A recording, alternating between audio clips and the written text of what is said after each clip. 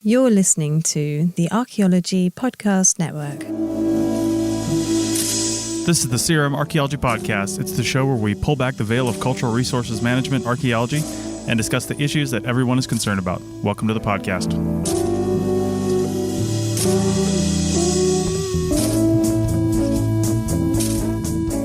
Hello and welcome to the CRM Archaeology Podcast, episode 256 for January 25th, 2023. I'm your host, Chris Webster. On today's show, we talk about the 2023 SHAs and what Andrew should teach in his CRM classes. So get ready to dial up Rate My Professor because the CRM Archaeology Podcast starts right now.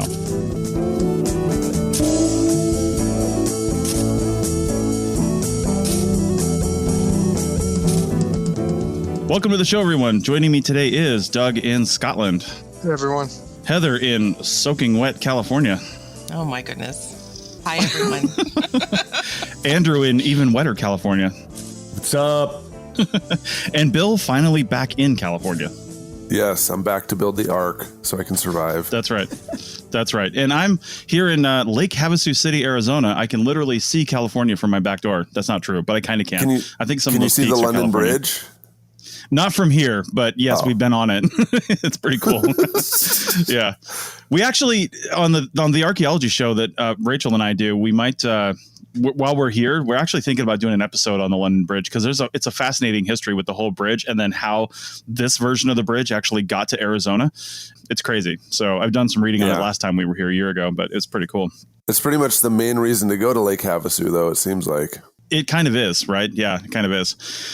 Well, we're here for an RVing event that takes place here every year about this time. It's about 500 rigs that we're surrounded by and events all day long. So, and because of that, I may dip out of this podcast a little bit early if it goes a little long, just because I've got a Bloody Mary competition to get to that I'm going to slay. So it's going to be amazing. My wife and I we're just going to kill it. So anyway, on this episode, we're going to spend some time, as we mentioned in the intro, talking a little bit about the SHAs because Bill just went there, and that's the Society for Historical Archaeology meetings. They were in Portugal this year, and so he's going to talk about that. And then for the rest of the episode, and possibly even a bonus segment, we will talk about what Andrew should be teaching in his CRM classes because we all know that nobody's doing it right, including Andrew, as much as he likes to think he is. So we'll tell him what's up and how to do it. I'm just using you. Yeah. I'm using you. I'm billing you. Indeed. Don't worry. All right, so Bill, give us the highlights. What went well first? And then sure. We can talk about what didn't. Yeah, so talk about what didn't. I don't know. It seemed like it went off as well as an SHA could possibly go. It was in the Nova University of Lisbon, so it was in central Lisbon, which is an amazing city. And I think that it was probably organized by the folks who work at the university. So it was in their social sciences area. There's several different buildings. So the rooms weren't all in one, building like we're used to if it's at a conference hotel. And I think maybe that was one of the things that made it really complicated because it was in kind of an anthropology department, archaeology department area. So there were several different buildings. That means that there's more than one pathway to go to each room. So there's never this one hallway or this one space where you'll see all the people. And so I feel like it was great. I saw some great presentations. I actually did a session that had technical difficulties, just like the last time I tried to do a talk at an international SHA. The computer, like Microsoft Word, is not super easy to move from, English to other languages, even, versions of English in other countries. It's not always the same. And so there was some complications there, but we overcame them and, I finished my whole session. There were some really great presentations. I think that, this one, like all the other international ones, it was well attended. However, you'd never know because it was like in Lisbon, right? So everyone wanted to go to the town and they wanted to see the amazing sights and eat the delicious food and hang out and go to the great places. And there was a lot less of the, hey, everybody, let's hang out together because it's snowing outside and we're in, Quebec, Canada, or, welcome to Boston where it's raining outside. And when it's not, it's 7 degrees. Let's all stay inside the building for warmth just so that we can survive. And then also talk about archaeology. So I think that do you remember the SAAs in Waikiki? Nobody was in any sessions at all. I know. I wanted to go to that one. I wanted to go to that one badly, but I couldn't arrange it because I went to the SHA and I was working for a company, and they're like, "Wow, we already paid for you to go to a conference." Yeah.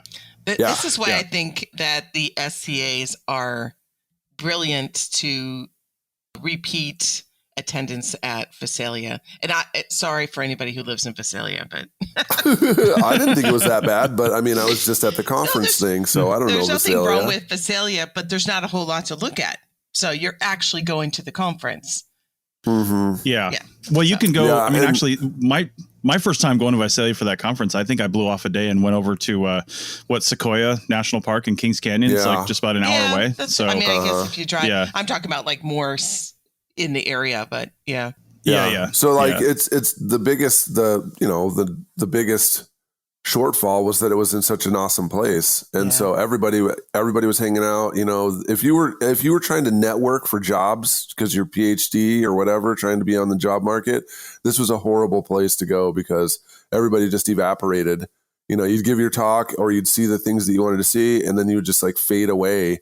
And then no one would see anything. And if you were part of the WhatsApp groups, you'd see that everybody's at this restaurant, or, 9 or 10 people are at this bar, or, folks made it home safely. Like, it was pretty cool because you can see that a lot of folks were getting together and they were doing a lot of, networking stuff, but it wasn't anywhere near the actual venue. And, folks were having a good time, but it wasn't with, everyone else. So if you didn't know a group of folks, then I don't know, I guess you were just sightseeing or you're all alone. And this is like one of the things that they always talk about at the conferences, that if folks don't know anyone there, then they're always like they're on the outside trying to get in, and what are methods that we can get folks in. And that's always complicated because we all want to see our friends and we want to go hang out. And the only way that you can make it a space that people can be, inclusive is if they're all trapped in the same hallway together or the same book. There was no book room at this one too, which was not, good. That's one less place. They create a space for that. Yeah. I think the SCAs do a good job of that, and they've just added I just got an email recently talking about a new opportunity to network. You have to create that space or it's not going to happen. Yeah. And the other thing that I really, we've talked about this before, drinking at the conferences, but if there's movements to get rid of that or to diminish it, everyone just goes away. So when they had receptions, there was like, I don't even know. I showed up late to the opening reception, like 35 minutes, and all of the alcohol was consumed. And so everybody was like, we're out of here. And it wasn't even, it wasn't even as if it wasn't even as if the venue had used all of the alcohol it had available to itself. It was just that they had given out several cups of wine and then just decided that, like, okay, that's enough for these people. They've had enough. And, each archaeologist basically drinks their own bottle. So it's kind of like, crazy, especially with this group. I mean, seriously, people just started to fade away. And then the people who were left there were disgruntled. They were networking, but they were like, wow, heck, there's nothing to do here. To forget this entire delicious buffet of food, there's no wine. So we're out of here. Yeah, that's a huge thing because we've talked about it before. Our drinking patterns at conferences are unhealthy, to say the least, as far as archaeologists. But if you actually eliminate that aspect, then the archaeologists don't socialize. They'll just go somewhere else where there's drinks, and then you don't have any networking opportunity.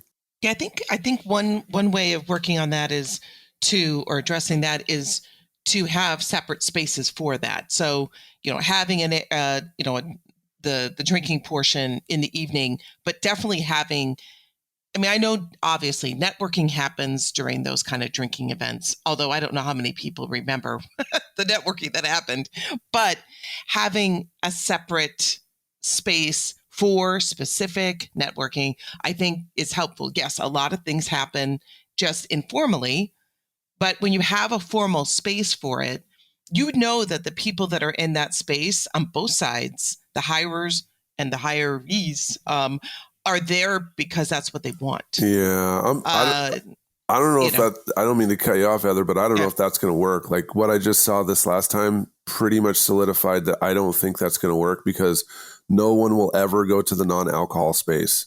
But if it's in the middle of the day, even if it's in the middle of the day where Like, if you really want a job, why wouldn't you?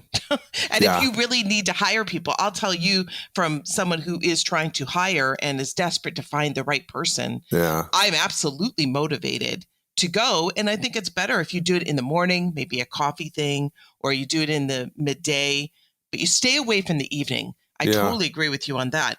But I think even a morning coffee chat would be a good idea. That's what I feel like, having snacks and saying there's going to be coffee and breakfast. I think you can reel in people before papers, especially at the SHA where the papers start at like 9. So you have that time beforehand.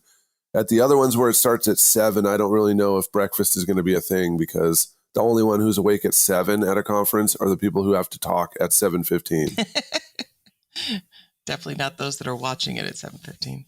I sort of agree with Bill on that it'll be tough, but I also sort of think that you could probably, slightly disagree in that you could probably actually do non-alcoholic social events. I know Heather was just talking about, like, morning coffee or something like that, but also if you were to somewhat do it where there's not an either or, in that the problem with like the alcoholic events is the people who don't drink, which is actually quite a few archaeologists. Like, it doesn't seem like it, but roughly about a third of people at the conferences are not going to drink, and that might be religious reasons. They might be recovering alcoholics. They, there's a whole bunch of reasons. They may be breastfeeding. Well, okay, Chris, let's not take it that far. All right, let's not go that far. That's a lot. You're pushing the limit there, Chris. But yeah, in a sense of like, most of those people would have already, when there's alcohol, decided they're not going to go, and so when the alcohol leaves, so do everyone who wants the alcohol. So I think you could probably get it, and it may be smaller. But there is definitely, I mean, we did the stats. There's definitely a significant number of archaeologists. It just doesn't seem like it, because when you go to a drinks reception, lo and behold, everyone's drinking at a drinks reception. But there's actually going to be quite a few people who are going to skip that. And they're going to skip it if there's any alcohol anyways, just for the awkwardness, or, they don't want to be hit on, religious reasons. I mean, we could probably spend like 20 minutes listing every reason why people don't drink. I think... yeah, you're probably, I think it's doable. You just have to like not do it as a either or sort of event. I think you have to sort of commit to, I don't know, morning coffee. And I guess, so it's been a long time since I've done like a North American conference, but like all the European ones do like a break at like 10:30 or 11:30 for like half an hour for like coffee or tea, depending on what country you're in.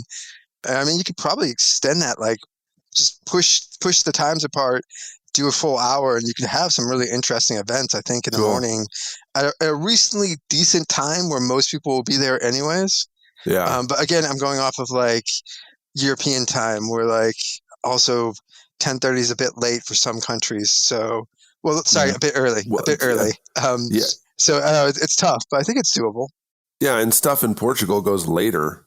I mean, crazy later. Like, I was ready to go to sleep, and I'm out of there, and it's like, it's time for dinner. And you're shaking your head like, wow, you're going to eat dinner at 9 o'clock? Then what are we going to do? Stay up till 3? Because I wouldn't just eat and then go to sleep. I don't know. It was cultural for sure. Folks staying up later. But Bill, go ahead. I was going to say, in the last few minutes of this segment, because we want to move on to Andrew's topic in segment 2, but, you've been part of some of the administration of the SHA, and I don't want you to throw anybody under the bus or anything like that, but, from whatever you're comfortable saying, but, we've talked for a long time about how conferences really need to step up, change, modify what they're doing. Did anything happen as a result of some of the committee meetings and things like that you're part of at this conference? Yeah, that's a great question. So you're exactly right. The SHA is just like all the other conference organizations trying to, figure its new direction after the COVID pandemic. So, they went virtual, and then they had another one after that where there was still a lot of, not really lockdowns, but people were still wary of COVID. And, there was a whole complication there with that. I don't think the organization has necessarily moved into kind of a hybrid space where, they're going to have papers online, but they did have one really well attended, great session of folks who recorded videos that I didn't think it was going to work, but they recorded their videos and then they were all shown in one room there. I don't understand why this was the way it was, but that's what they decided they were going to do. But for folks who had registered for the conference, they could see those videos as well. And I went by the room and I couldn't even get in. Like, it was, everybody knew they were just going to be videos played, but the room was packed and there was people out in the hallway, to see the videos. It was totally awesome. Like, everybody showed up for that session and they really wanted to watch them all. And so that was, really encouraging for me, trying to get folks to go into the hybrid direction. We've talked about all the complications for that, but, I think that they'll have some hybrid sessions at the 2024 one in Oakland. The other thing too, that there was a anti-racism audit, or like an internal audit of the entire organization. And I don't want to get into a lot of details, but one of the things that came out was some kind of protocols for folks to report harassment.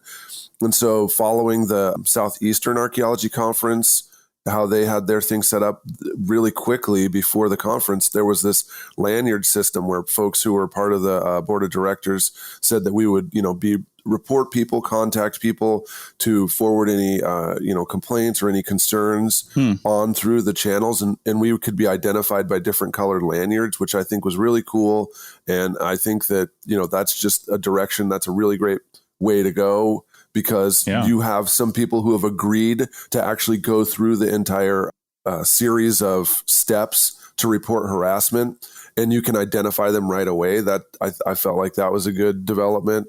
And then, just pulling off an international conference across languages and all that stuff, it had to have been a really difficult challenge, but they did it. Mm-hmm. And as far as I don't know if you can fix anything as far as the destination being cool. Like, people aren't going to go to session. It doesn't matter where it's at. Like you said, Waikiki, doesn't matter. If it's in a great place, you're always going to have that problem. But I do feel like they did as good as they possibly could for this one. And it was well attended. And I listened to the beginning of last episode, and I wasn't the only Black person there anymore. I've been going to the SHA since 2003, and the Society of Black Archaeologists is growing. There was probably awesome. 30 or so folks in there. There was a lot of students, there's scholarships. There was a lot of people of African descent that are European that were in the room. And so, no, I wasn't all alone. And it does really change, the way you feel about the organization when you look and see people who look like you. And then, you can talk, and several folks were able to talk through a lot of things that had happened to them through their career and through their dissertation. It was, a really great space. And a lot of the positive stuff that I saw happening was coming from, folks at the SBA having dinners together, going out together, making sure students have what they need, and trying to make sure that, folks are actually included. It was really cool to see. You're still a tree, though, regardless of ethnicity. You're easy to pick out. Yeah, they're not. I mean, you got to eat a lot of vitamins to get this tall. Nice. We're about done with this segment. Doug, did you have a quick comment? It was actually a question. So, the only SHA I've been to was Seattle. And so, since then, my wife's always asked, whenever I mentioned conferences, she's like, is it SHA? Because, I don't know, maybe I missed it, but SHA Seattle was pretty diverse in that, my wife was able to talk with, fellow Black people for, most of the conference. Mm-hmm. And so she was always like, oh, yeah, was that an outlier? No, in terms it's even of, more. The way you just, is it more now? Yeah. It's awesome. Exactly. All right.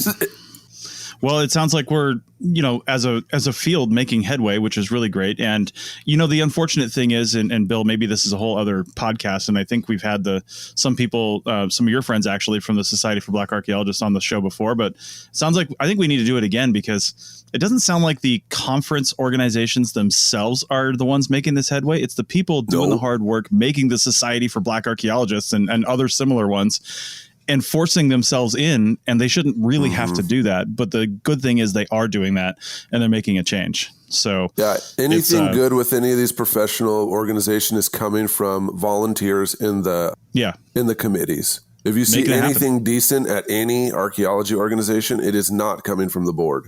It is coming from the committees. That's good to know for people who want to see a change. They're just waiting around, twiddling their thumbs. it's not going to happen. You got to make it happen. So, all right. Well, speaking of making it happen, we could talk about this forever, and maybe we will do a whole other session on SHAs and maybe do some other things. But for now, we're going to take a break, and we're going to come back and tell Andrew how to teach all of his classes next semester. Back in a minute. All right. Welcome back to the CRM Archaeology Podcast, episode 256. And we were talking about the SHA meetings, and we're going to take a hard left with section 2 and talk a little about a CRM class. Now, there's a method to my madness here as to why I wanted everyone here to talk about this. And this is great. We kind of have our full contingent. I'm going to teach a CRM professionalism class this semester. So remember, as we go through this, it is not a field school. So this isn't where we're teaching students how to dig and how to map and how to do things in the lab. This is like the upper end stuff. This, to me, is the black arts of CRM archaeology. It's the stuff that a lot of times we don't learn in college, So as I go through this segment and the rest of this show, I just want the co-hosts to think about stuff they wish they knew when they got out of college, the upper end stuff, right? The stuff that you're like, man, I wish that the university taught me this, but they didn't. And here I am on my CRM job, and I don't know this. I don't know what they're saying. And also, what skills did you need when you moved up? Okay, I've been a dig bum for a while. What were the things you needed to get above that pay grade? So anyway, I just like to open it up to the audience, to the cast, and go from there. What do you guys think? What do you got? There's everybody always says, oh, writing, more theory, learn more about the section 106, stuff like that. That's all true, right? But I tell you what, some of the things that have really annoyed me with how people run crews, and it helps to understand these things if you're to start out being part of a crew, of course, but it's logistics. CRM is all about logistics, right? You might talk about different sites and different things, but if you don't know how to mobilize a crew, get out there, efficiently use that crew, and then demobilize a crew, you're just wasting money. And none of the theory or papers you're going to write are even going to matter after that, because you've already gone $100,000 over budget because you suck, right? So, when we were doing, we had 35,000 acres to survey at China Lake Naval Weapons Center in about 6 months with 8 people. And we had these little chunks and sections that we would line out, and some of that was dictated for us, but we would try to decide, okay, what are these parcels going to look like? And the way that I always try to do survey, and I wish people taught this, and there's a lot more to logistics, but I specifically want to talk about survey methods right now. I would always, park the truck if you can, obviously, at the beginning and end of your survey for the day. Okay, you should have a rough idea of how much you're able to accomplish in a day, given what you're going to find, and with contingencies for we found too much and we need to shorten this up a little bit. But generally, how I like to operate is, obviously, find a road that's at the border of your survey boundary. That's the best thing. So you can park along that as you go along through the week. But if you can't, just park as close as you can to where your nearest point is. And then I would run a transect out, usually, and that transect would be going like I call it like a buffer transect. It would be transect running out, like, let's say east-west, okay? And then you start doing transects north-south, and you're not including that buffer that you walked east-west. You're doing the east-west buffer. You leave that, and then you start walking north-south. And if you planned it right, then your last south transect is ending at the truck, right? You're not dead walking. Right. is the thing that I don't think people realize how much money that costs companies, especially over the long-term period of a long, big survey. You could waste, easily $10,000, $15,000, $20,000 in dead walking. When you look at the billable rates for field techs and how much you're doing over a longer project, the longer the project is, the more survey there is to do, the more dead walking you do, the more you're just wasting time. And it's things like that, things like people not knowing how to change a tire properly or where all the tire changing equipment is. You've got, a caravan of 2 or 3 trucks out there, and one of them blows a tire, so everybody has to wait, and nobody knows how to change it, and nobody knows where the stuff is. So you've got people sitting there for 30 minutes to 45 minutes at a billable rate of $100 to $200 an hour, just sitting there while somebody changes a tire. It's stupid. So This is the exact stuff I was hoping for. What's so funny is one of the things I'm going to have my students do, I already had this on my list, was we're all going to meet in the parking lot one day and everyone has to jack up their own car and undo Nice. one of their lug nuts, put it back on, and then put their car back down. Ooh, there might be some liability there if they screw that up. Well, I live on the edge. Well, right. Excellent. Okay, yeah. Anybody else? Who'd like to go next? I see hands all over the place. We got one going. Heather? I'll jump in. Doug, go for it, Doug. Yeah. All right. So I got a question for you, Andrew, and maybe a suggestion based on it, and then a comment. Are you going to use a textbook for it? Yes. I'll be using Thomas King's Archaeology, Laws, and Practice. Okay.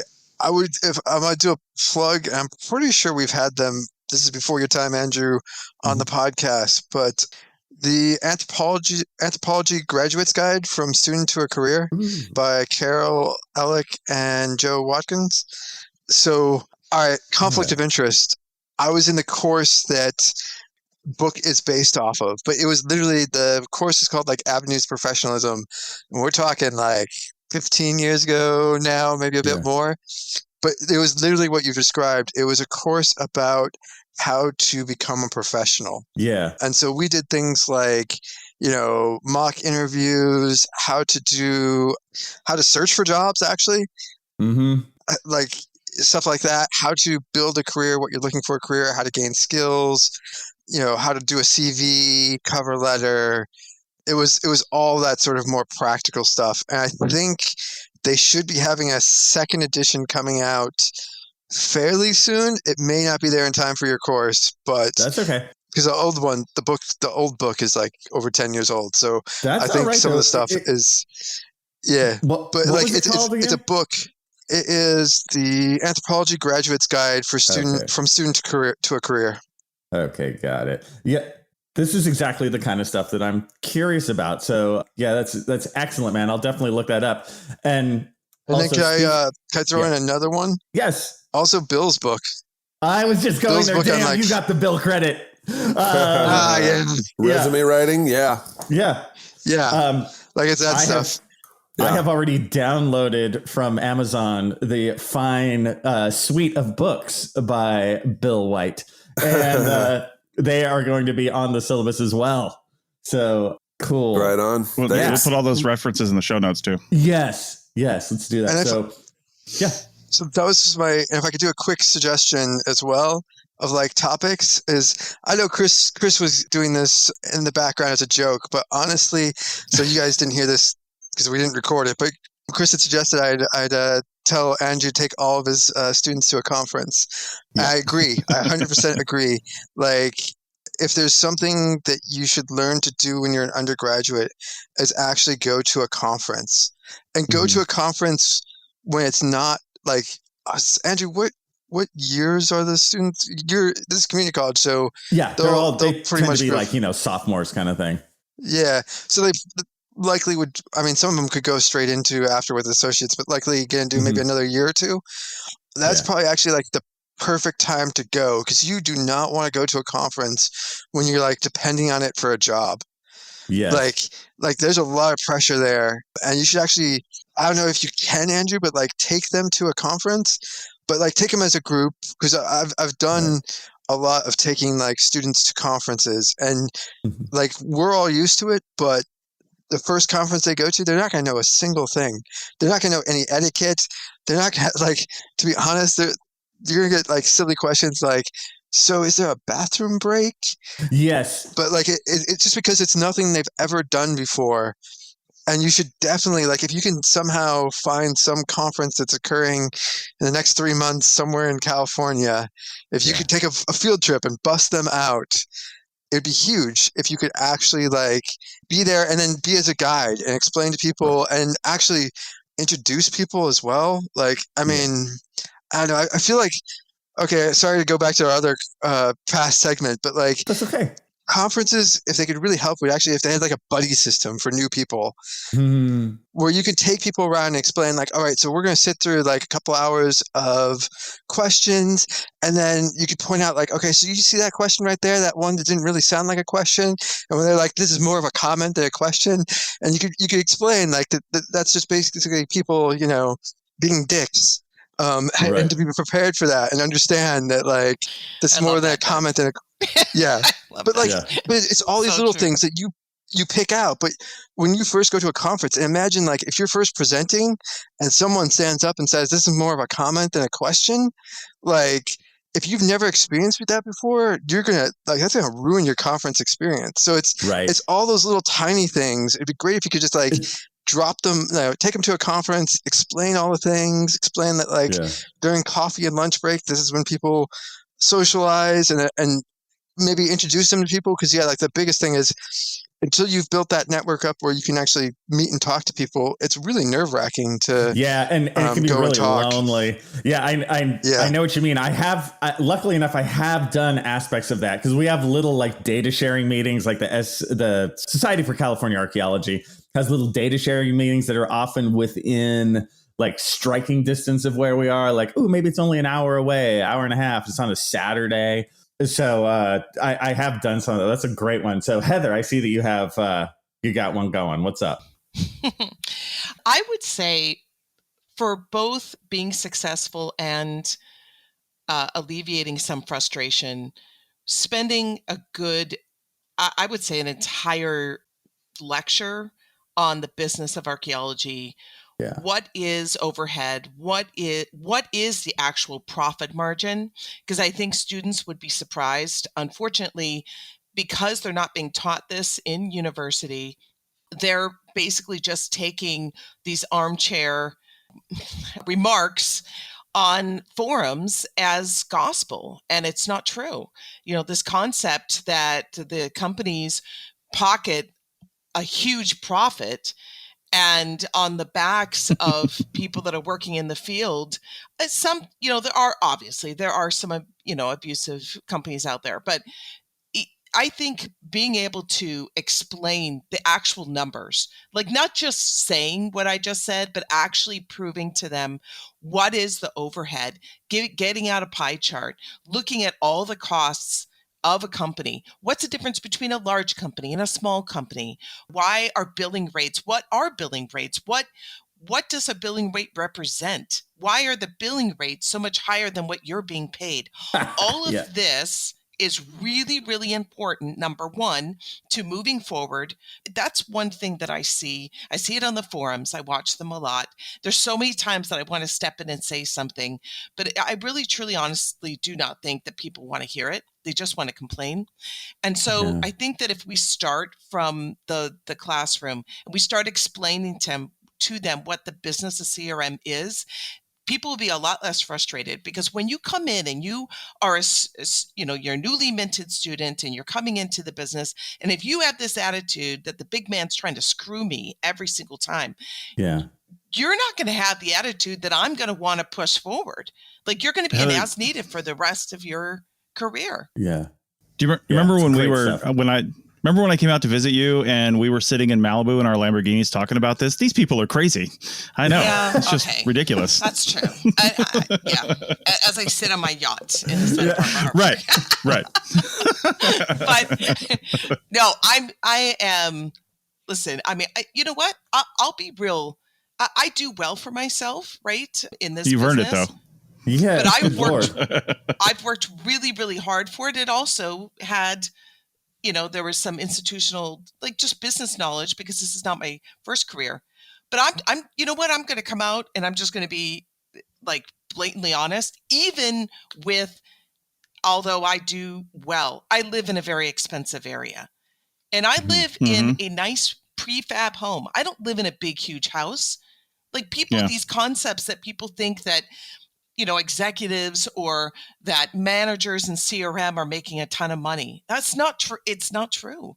And it actually, it just comes with a whole host of problems. But back to the the point is, I think that number one, it would help people be able to kind of get their mind on the right track so that if they are interested in management, that they're already one step further. And then second, even if you're just a guy that wants to be, or gal that wants to be a field person, it will be a lot less frustrating if you understand.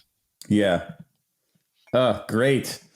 Let's see. And, so, yes. Well, I just want to make a comment too. And I see Doug's hand up, wants to make a comment as well. But real quick, just keep in mind that we're at 10 years of doing this podcast in February. Okay. February of 2023. And when we started 10 years ago, neither Doug nor Bill had a PhD.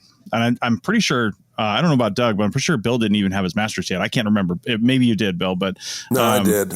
Did you? Okay. Yeah. But neither of you had your PhD, and both of you had way fewer children as well. So, but everybody, if you stick with this, none. Exactly.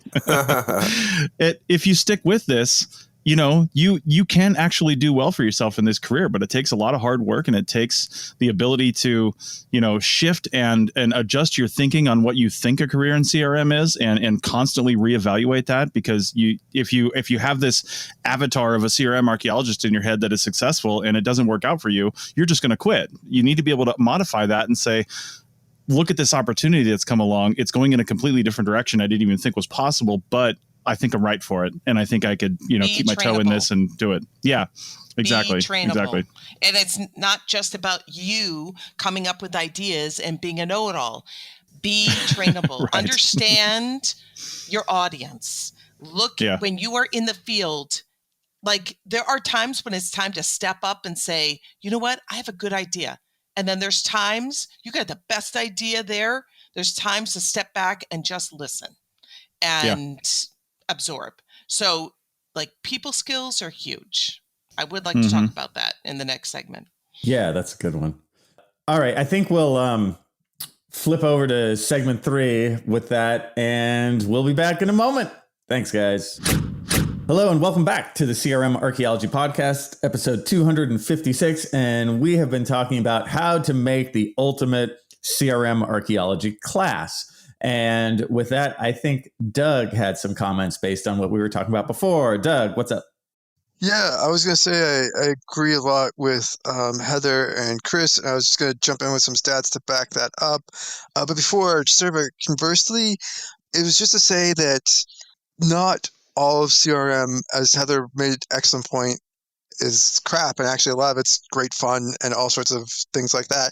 But there are times when, you could get a bad employer or a bad situation, and sometimes you could have excellent employers, excellent people, and just personalities conflict and stuff like that. I think if you could let them know that it's okay to move jobs. I was just thinking back to like one of the Facebook forums. I can't remember which Archaeotech ones it was. A couple of months ago, there was someone on there who basically it was their first job, didn't quite realize they were on call. A company had put them on call, and they were like, well, it's been like 3 months. I think if you could explain to the students that, like, depending on where you work, someone has to actually take them through that it's like on call, and you might like go out for like 2 weeks and then be off for 4 weeks. And that actually you need to be working with multiple employers. You apply to like a bunch of different jobs, and they'll put you sort of on standby. And then when they have work, you have work, and how to negotiate and basically negotiate that process. And that, companies will realize that, like, if they didn't offer you that job, like instantly when you applied, that you might be taken by someone else, and that's okay. I think it's just something to go more into that detail, that like, especially when they're starting out, that like you need to apply to a ton of jobs. You don't just apply to one when you're field teching. Yeah. And, if you don't like a company, there are other companies out there or other projects, and you can leave. You're absolutely.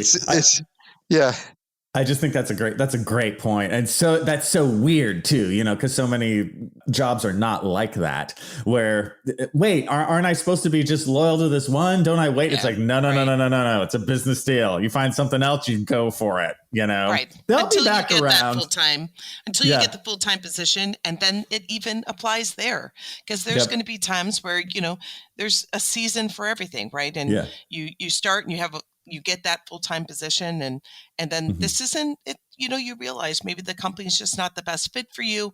Or I'll just be honest, sometimes companies just either they don't have the ability to pay you more, or they don't see your worth because you are in front of them and they already have you. Like any relationship in life. And we got very philosophical there for a minute. Very philosophical. Every now and then you need to remind people what your worth is. And sometimes that means leaving. I think so. Or bringing up the conversation of potentially leaving. Yeah. Doug, this is a great point, because I've experienced this. I've experienced where CRM firms would try and keep me on the line when they had nothing for me. And then I said, hey, I'm going to this other place that does have a job for me. And they would pull this sort of BS loyalty thing. Oh, well, I mean, you could go over there, and you have to be able to see through that stuff. They give you this idea that they'll never hire you again or something. They totally will next time around, whenever they need someone. So there is that little note of looking out for number one. It will feel weird, especially to somebody new in the field, but it is an instance where they're not being professional and you have to take up the slack. With that said, one very small, quick comment. Do your homework, know your worth, and be reasonable in what you ask. There are people that come a lot. I mean, we have where they're applying to our jobs and then they just price themselves out of the market. I mean, they ask for crazy amount of money. So just do your homework and really know what is out there, and also know your region, because prices are dependent on the region. Yep. So absolutely. That actually, I'm going to piggyback off of Heather again, which was the second comment I sort of had, which was, so back to this. So, you guys know I do like the sort of stats of archaeologists. I know the wages. There are, so one, we really need to get rid of this idea that like you're going to be forever in poverty if you do archaeology. There are millionaire archaeologists. There definitely are. Don't out me like that, okay? Don't out me. All right. But it's like the rest of the world. There's definitely going to be a lot more people at the bottom than at the top.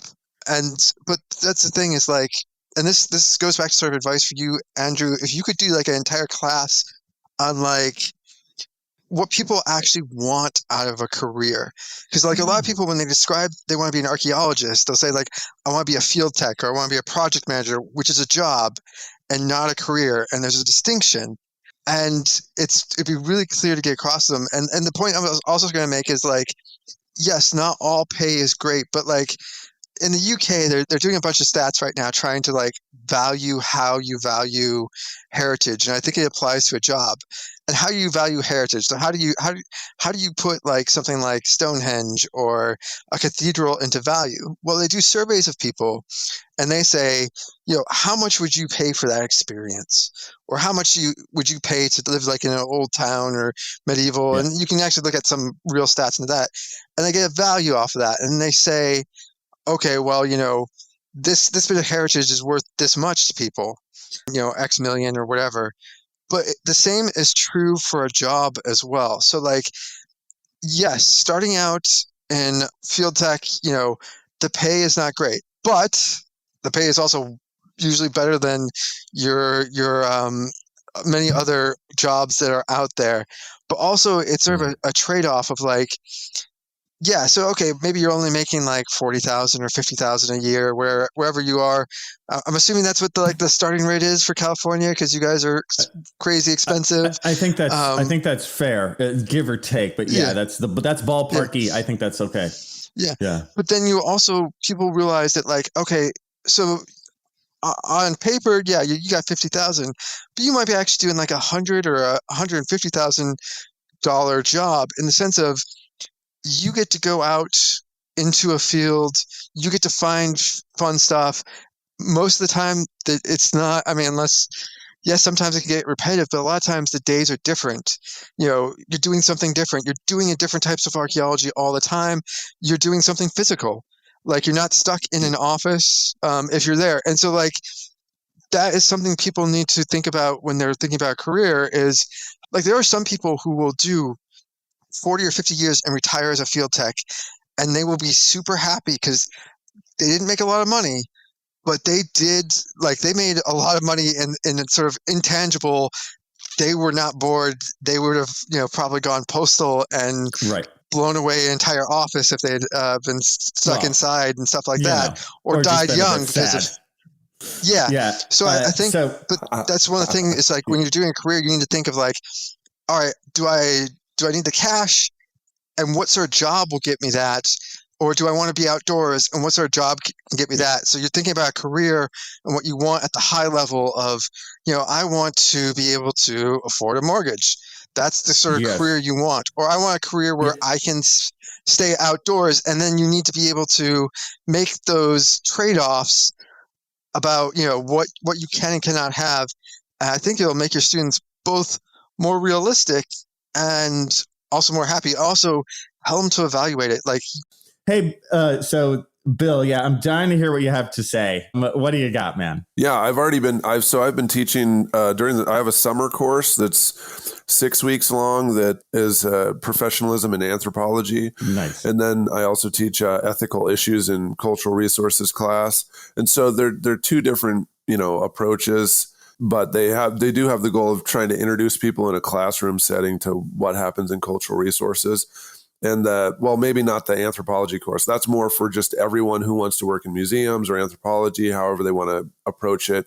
And that one is broken down because it's only a 6-week summer course. It can't cover as much, but that one really does start off with that, life evaluation, spending some time filling out this worksheet of like, what do you want out of your life? Like in 5 years from now, where do you want to be? And there's these columns with these different things from to put in there, like in your life, like where you live, friends and family, what kind of landscape, where do you live? So people have to actually envision, do you want to live in the city? Do you want to live in the suburbs? Do you want to be in the country? What country do you want to live in? Where do you want to be? What's your relationship to your parents? And it goes all the way out for quite a while, 30 years, because, folks are definitely going to be moving forward in their lives in 30 years. And one of the first things that we talk about is how this is just one of the many careers you're going to have. Because if you finish college here at Cal, you're 20 something years old, you have 50 to 60 more years of being in the workplace. And in that amount of time, you could have, 3 20-year retirements from a government agency, from a company, from something else, or you could have 82 different mini careers that you did for about 6 months a piece, right? So there's a million different things that folks need to think about, and that archaeology is just one of the careers you're going to do.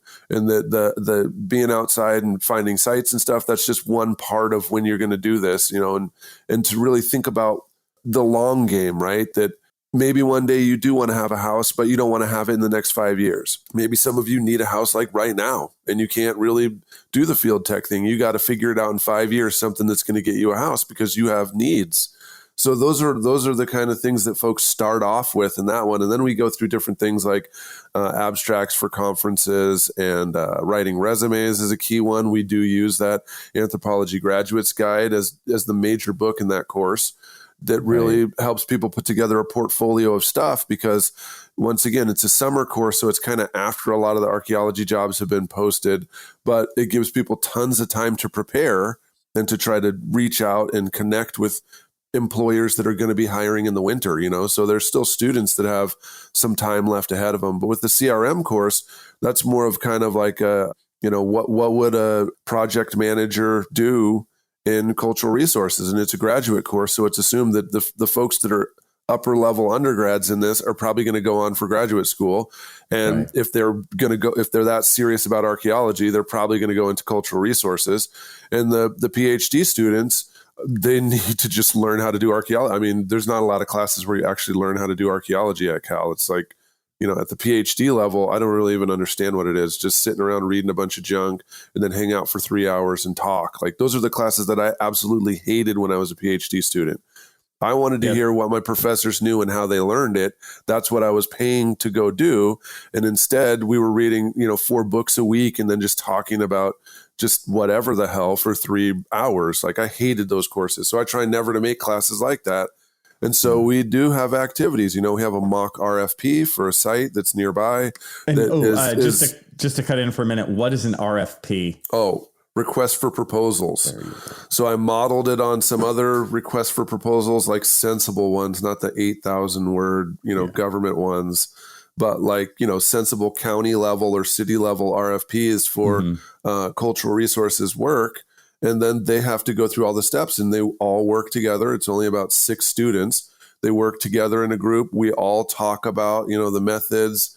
We talk about a regulatory nexus that even is requiring this at the county or city level or the state level or however they want to approach it. And then, we actually go to the site. There's a couple of different sites that have been nearby. We go there for a day, do a site visit.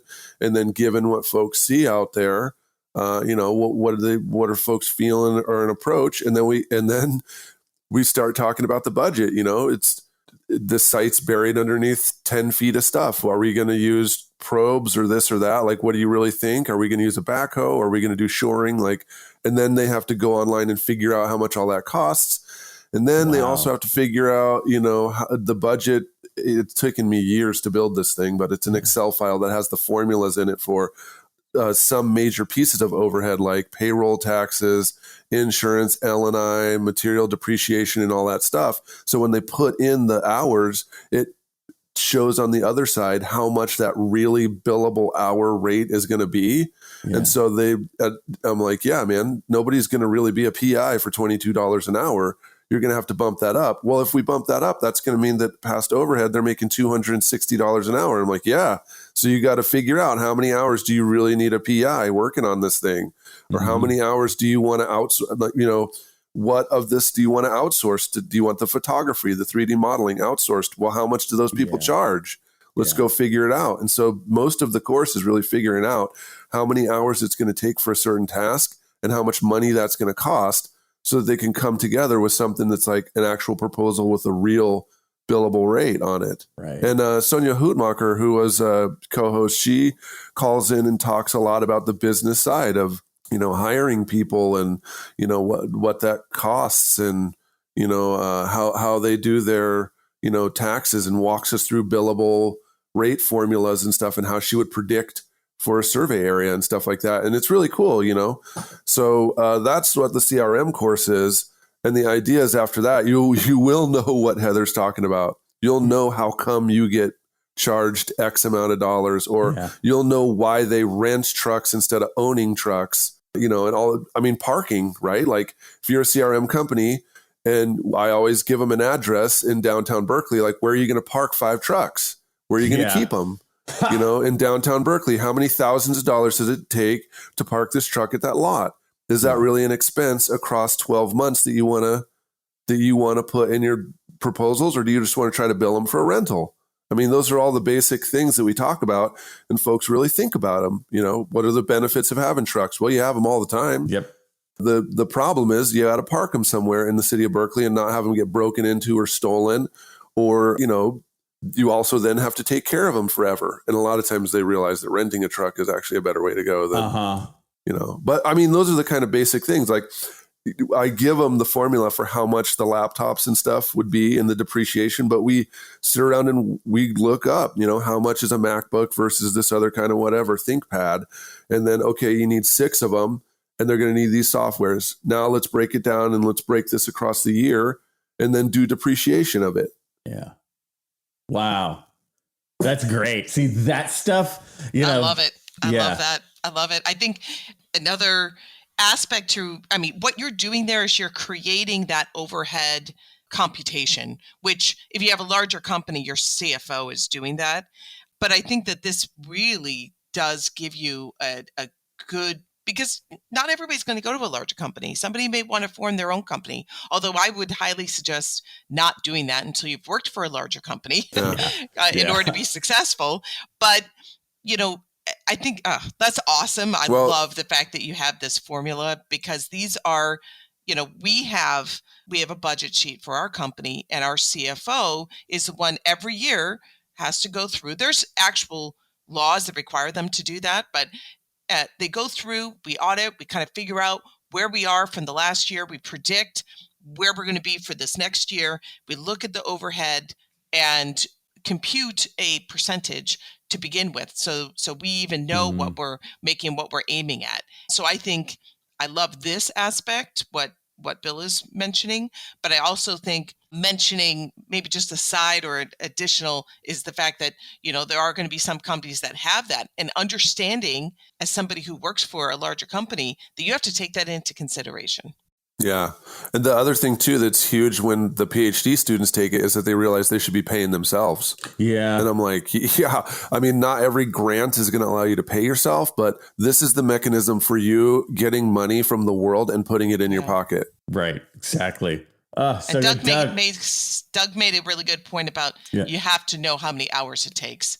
That is one of the biggest things that people make a mistake on in the proposal is they're very optimistic and how long so things take. True. I just have to rant. Like I've experienced that so many times. It's like that survey will never happen in 4 hours. Never, ever, not ever. Yeah.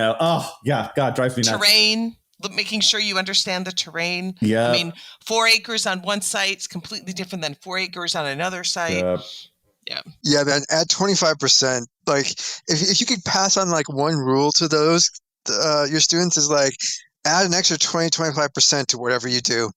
Like time wise, like no matter how good you are at estimating time, just add an extra 20%. Or, for everything. Like no matter how good you do it, you need that extra like 20%. Yeah. Well, I learned early on that my supervisors, my first company, whatever I estimated, they were going to try to cut it in half and force us to do it. So I just started padding it with, 25, 30% more than I actually really thought. And then if they cut it in half, I was way more likely to actually get it done. Yeah. And with budgets, I think it's important to look at it from both directions. You're starting from zero and saying, okay, what do I think this is going to cost? But you also have to look at it backwards because you have to know what the going rate is generally, so you don't want to price yourself out of the market. So you go and you start off maybe from zero up, but you always have to look at a proposal from the total down, because you have to be able to shrink it to make sure that you're competitive. And how do you do that? You do that through being creative on who does what and what those billing rates are for those people. Just like I think also, Doug or Andrew said that, PIs, very little time should be attributed to their role in it. I'd also add, like, man, Andrew, if you could impart again. Sorry, I've said this like 10 times. Like, the most important thing, but walking away. Like, way too many archaeologists. Way too many archaeologists. Actually, there's a couple of points on this, but like for budgets, like projects, way too many archaeologists look at it, as Heather said, and it is a going rate. Like you can't. There's what you want to be able to do it for, and there's what other people will do it for. And you have to be somewhat close. And way too many times, archaeologists look at it and are like, maybe we'll just cut out like a lunch break here or there and like try to make it work. And honestly, like walking away, like not enough archaeologists just walk away from projects that are not affordable and not doable. Your first step should be go or no go. Yeah. You have to put time to looking at, is this a go or a no go? Right. Exactly what you're saying, Doug. There's a point where you have to cut, what do you call it? Cut bait. Cut and run. Like there's I've experienced that. I'm sure we all have. It's like, you're in the room and the obvious answer is, hey guys, let's stop. That's like Andrew, if you could give them genius. If you can give them like 3 or 4 calls for proposals, because like we all know this, like you get calls in, you look at it and then you do a couple of quick back of the napkin calculations and you're like, so they want us to survey an acre at a cost of $2 per acre, and you instantly know like, okay, that's a huge exaggeration there, but you get the point. Like you could pretty much quite quickly figure out what calls are just not viable, even though I know I've seen it in lots of companies. They'll be like, oh yeah, still toss it in there. And you're like, no, my time is being charged to write up these proposals. You shouldn't be just scattergunning, throwing stuff in there, hoping it gets put in. Because one, that could cost you money if you actually get it. And two, it's costing you money to put in just bad proposals that you're just sort of winging it. Right. Like if you, like give them, I don't know, Andrew, if you can give them like 3 or 4 and be like, which ones would you concentrate on? You can only pick 2. Yeah. And people would figure it out. I totally agree. Quickly. That idea that you can't do it all, that that economical sort of focus of funds and manpower in certain areas versus others. These are gems, my friends, gems. And I think with that, we're way beyond time. We had a ton of stuff to say. It really helped me out. Now I just have my class, right? I had to do no work. You guys just did all the work for me. So I'll just slap my name on that, at the end with that. That was excellent. So, yeah, Andrew, if you're going to end it, you should do your like last class on not just walking away from bad proposals, but also like, this is somewhat negative terms, but like how to leave archaeology as well. My very last class. And by the way, but like, you should leave. Well, no, like some people, the majority of people who do archaeology are not going to do it. Yes. From beginning to grave, like from college to grave, and like. I think there's a lot of shame that some people have for leaving. Like they feel like they're a failure if they leave archaeology, and like they couldn't hack it and stuff like that, or they couldn't hack it in CRM, or they couldn't hack it in academia, or even in the subsectors of archaeology. And you should have a talk about like, sometimes the cards are not going to be there for you. Like maybe there's no jobs in your area, and it's a drought of work, or like a literal drought, and there's no work. I think if you could end on, it's okay to walk away and apply these skills elsewhere. But I think it's also okay. It's like what Bill said earlier, that what do you want out of your career in the first place? Like if you have some idea about that, then later on you have the foundation for if you quote unquote leave, or if you do it half the time or every so often, then you don't feel as bad because you have more of an idea of what you want in the first place. But with that, we're gonna have to roll out. That was a great fun, everyone, and I guess we'll see you guys next time. And thanks for tuning in. Goodbye. Now waiting for the rollout. That's it for another episode of the CRM Archaeology Podcast. Links to some of the items mentioned on the show are in the show notes for this podcast, which can be found at www.arcpodnet.com/CRMArcPodcast. Please comment and share anywhere you see the show. If you'd like us to answer a question on a future episode, email us. Use the contact form on the website, or just email chris@archaeologypodcastnetwork.com. Support the show and the network at arcpodnet.com/members. Get some swag and extra content while you're there. Send us show suggestions and interview suggestions. We want this to be a resource for field technicians everywhere, and we want to know what you want to know about. Thanks to everyone for joining me this week. Thanks also to the listeners for tuning in, and we'll see you in the field. Goodbye. See you guys next time. Bye. Everyone. I think that should be fine. Have I forgotten anything? Nope. No. It's kind of an awkward outro. You got it. You did All right. it. I'm going to stop this. I really hope they keep on this outro. Just this last little bit of us talking. It'd be amazing to end the episode. No idea.